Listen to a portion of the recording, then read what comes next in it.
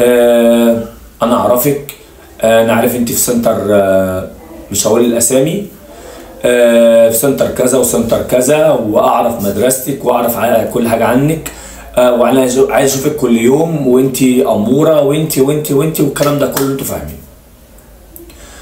وعايز اقابلك تاني، وما تزعليش ان انا عملت نفسي بنت عشان خاطر انا حبيتك وعايز اقابلك. طبعا بنت في وضع يعني حاله من الصدمه، فراحت طبعا حكت الكلام ده لاصحابها البنات، والواحده كمان المفروض ان هي والده صاحبتها لان هي عايشه مع جدتها. بس انا ما حبيتش اعرف التفاصيل الكامله، لان دي عايشه مثلا مع جدتها، هل الاهل مش موجودين او موجودين، دي مش علاقتي.